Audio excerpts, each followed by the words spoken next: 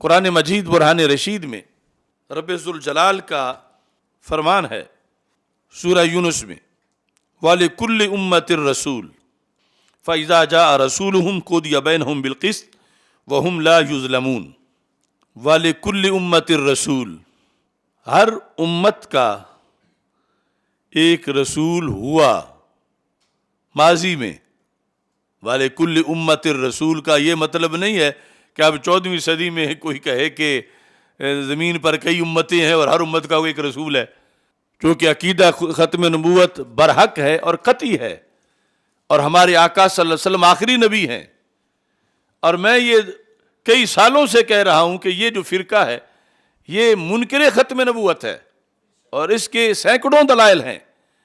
اب اس آیت سے یہ استدلال کرتے ہیں کہ ہر زمانے میں زمین پر ایک علیحدہ رسول ہوتا ہے جو اہل بیت میں سے ہوتا ہے، اہل بیت کے اماموں سے یا دیگر سے۔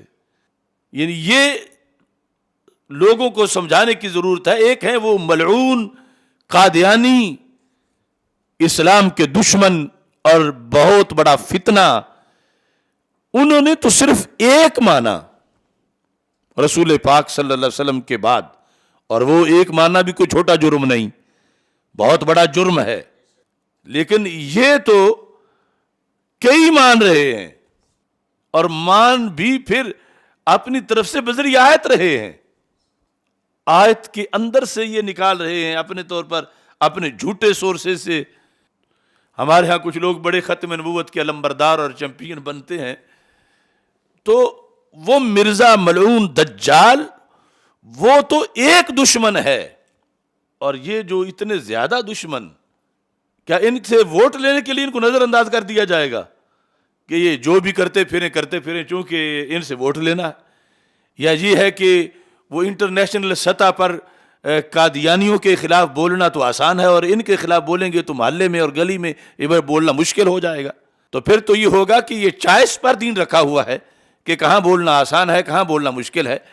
اصل یہ ہے کہ جو بھی اسلام کو ڈیمیج کر رہا ہے اس کے خلاف بولو، اور دنیا کو بتاؤ کہ یہ کتنے ظالم ہیں، اور ان کو یہ کہو کہ ہم تو تمہارے خیر خواہ ہیں، کہ آج لے ان کی پناہ، آج مدد مانگ ان سے، کل نہ مانیں گے قیامت کو اگر مان گیا۔ کہ تم نے ہر زمانے میں، ہر صدی میں زمین پر رسول مان کے کیا لینا ہے؟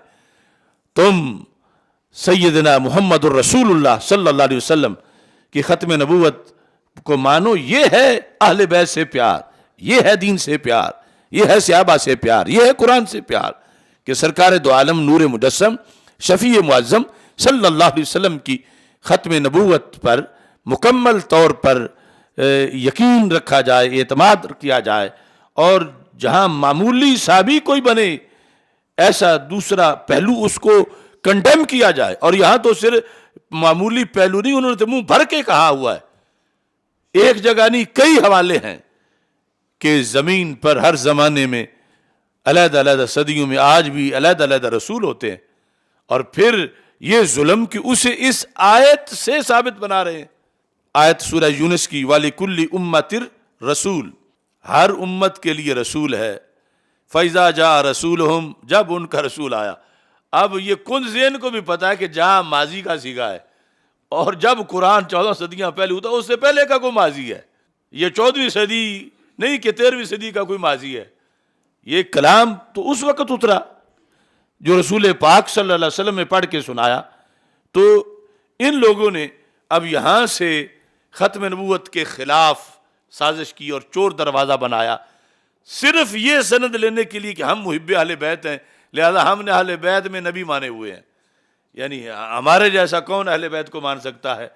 تو واقعی ان جیسا کوئی نہیں مان سکتا جس نے جنت میں جانا ہے، وہ ان جیسا نہیں مان سکتا۔ اور میں یہ جو بھٹکے ہوئے پیر ہیں، صحیح پیر نہیں، بھٹکے ہوئے پیروں کو اور بھٹکے ہوئے مولویوں کو کہتا ہوں کہ ان جیسی حب اہل بیت کے لیے تم تگو کر رہے ہو۔ ان کی حب اہل بیت تو یہ ہے کہ ان کی حب اہل بیت میں لازم ہے کہ ہر صدی میں اہل بیت کے افراد میں سے کسی کو نبی مانو۔ تو کیا یہ پورا کر لو گے تم ان کے پیچھے چل کے کہ جو ان کا منصوبہ ہے حب اہل بیت کا، وہ تو جہنم ہی جہنم ہے۔ اب یہ دیکھو، یہ بھی تفسیر عیاشی ہے، ان کی ایک دوسری بدماشی بھی ہے۔ تو اس کے اندر یہ صفحہ نمبر 123 جلد نمبر 2. تو یہ چیزیں ہیں ساری گلی محلے میں جہاں بھی کسی فورم پر ان کا آئینہ دکھانے کے لیے. اور اس میں اس لیے ہم نے اتنی محنت سے یہ اصل ان کے ماخذ خریدے بھی ہیں, ڈھونڈے بھی ہیں, پڑھے بھی ہیں, تاکہ یہ نہ ہو کہ کیونکہ تم نے اپنے مذہب میں لکھی ہوئی ہیں, ہماری تو یہ ہے ہی نہیں. یہ ان کی کتابوں سے اس لیے پیش کر رہے ہیں کہ اب یہ تفسیر عیاشی جو ہے اس کی جلد نمبر 2, اس میں وَلِكُلِّ أُمَّةٍ الرَّسُولِ اس کی تفسیر باقاعدہ لکھ کے کہتا ہے تفسیرها بالباطن ان لكل قرن من هذه الامه رسولا. نقل کفر نباشد. ان لكل قرن ہر قرن کے لیے, قرن کا ایک معنی تو 25 سال ہوتا ہے, ایک معنی صدی ہوتا ہے, یا تو 25 سال پر یا ہر صدی میں کیا ہے من هذه الامه رسولا, اس امت میں ایک رسول ہوتا ہے. من آل محمد صلی اللہ علیہ وسلم, وہ رسول آل محمد صلی اللہ علیہ وسلم میں سے ہوتا ہے. اور یخرج الی القرن الذی هو الیہم رسول وهم الاولیاء وهم الرسل. تو یہ حوالہ ہے. اب کوئی انکار کر کے دکھائے اور یہ ختم نبوت کا انکار نہیں تو پھر کیا ہے. اور یہ وہ قادیانیوں نے تو ایک مانا اور یہ تو ہر صدی میں مان رہے ہیں. 14 صدیوں اگر قرن کا معنی صدی کریں تو پھر 14 تو انہوں نے مانے, اور اگر 25 سال کریں تو پھر 4 کے ساتھ ضرب دینی پڑے گی. اتنے مان کے اتنا ہاضمہ تیز ہے ان کا. اور ختم نبوت کے پہرے دار ان کے ساتھ جفیاں لگا کے بیٹھے اور یہ کہیں کہ ہم ختم نبوت کے پہرے, تو یہ پھر پاگل ہیں کہ ختم نبوت کے پہرے دار ہیں کہ جن کو پتہ ہی نہیں کہ ختم نبوت کے ڈاکو کون کون ہے. پہلے یہ تو اپنے اندر ادراک پیدا کر لیں کہ ختم نبوت کا ڈاکو کون کون ہے. ادھر تحذیر الناس والا ڈاکو ہے اور اس کے لیے بھی یہ کہتے ہیں کہ جو ختم نبوت کا بات کرے بس ہم اس کے خادم ہیں, ہم اس کے بھائی ہیں. یہ پتہ نہیں کہ ختم نبوت پہ حملہ کس نے کیا تحذیر الناس کی شکل میں, اور ادھر یہ ختم نبوت پہ کتنا بڑا حملہ ہے. اور یہ تو حد ہی اتنا سخت بیان ختم نبوت کے خلاف, اور وہ پھر ظلم کی آیت سے اس کو ثابت کر رہے ہیں کہ اس آیت کی یہ باطنی تفسیر ہے. اس آیت کی تفسیر سے کہ ہر زمانے میں ہر صدی میں اہل بیت اطہار رضی اللہ تعالی عنہم میں سے جو ہے وہ ایک رسول ہوتا ہے زمانے والوں کے لیے.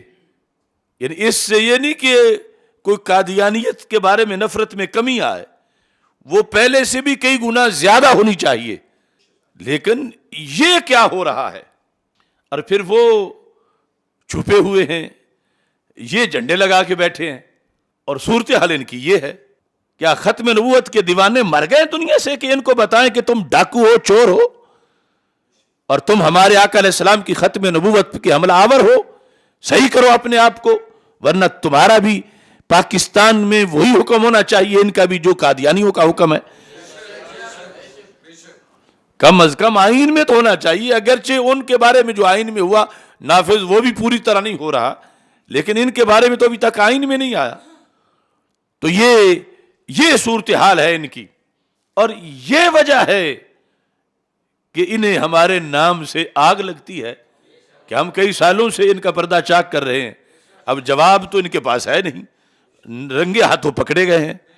اب اس رنگے ہاتھوں پکڑے جانے کے بعد پھر یہ ایسے ہی کرتے ہیں کہ اپنے رشتہ دار سنیوں میں سے ڈھونڈ ڈھانڈ کے وہ ہمارے خلاف کرتے ہیں کہ کوئی اس کا کرو کچھ, یہ تو ہمیں نہیں جینے دے رہا. بس ہم نے تو ختم نبوت پہ پیرا دینا ہے, ہم نے دین پہ پیرا دینا ہے, اسلام پہ پیرا دینا ہے.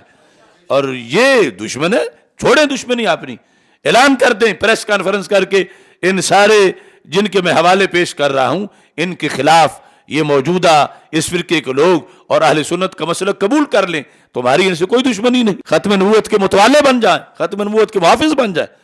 اور اگر صرف زبان سے کہتے رہیے ہم بھی بڑے ختم نبوت کے عاشق ہیں, ہم بھی بڑے دیوانے ہیں, ہم بھی بڑے محافظ ہیں, تو ہمیں پتہ نہیں تم اندر سے کیا ہو. تو چیز تو وہ ہے جو کچھ تم ہو حقیقت میں. تو اس بنیاد پر اہل سنت یہ بھی سمجھیں کہ کوئی یہ جو ظاہری اختلافات ہیں کچھ چھوٹے بھی ہیں, اور لوگ ان کو کہتے ہیں چھوٹی چھوٹی اختلافات کی وجہ سے یہ کیا ضرورت ہے. یہ میں کہتا ہوں یہ اختلاف چھوٹا ہے ختم نبوت والا، یہ دین کی اصل کا اختلاف ہے. اب کچھ اختلاف ہے نا، مثلا جو کالے کپڑے وہ پہنتے تم نہیں پہنتے تو پھر کیا ہو گیا، یہ ہے وہ ہے. یہ چند صورتیں جی وہ انہوں نے محرم کا جلوس نکالا ہوا ہے، سبیل لگائی ہے، تم نے وہ کہتے ہو نہ جاؤ ان کے جلوس میں. ارے یہ کفریات دیکھو پیچھے. آگے وہ تو چیزیں وہ کرتے ہیں کہ جس طرح چور کو ہوتا ہے کہ کس طرح مجھ کو حاجی سمجھا جائے، حاجی ثناء اللہ مجھے سمجھا جائے، اس کے لیے وہ کئی کام کرتا رہتا ہے کہ میری چوری نہ پکڑی جائے. تو اصل یہ معاملہ ہے جس کو دیکھنا چاہیے، اور یہ اصل حوالہ جات ہم پیش کر رہے ہیں اس موضوع کے اندر.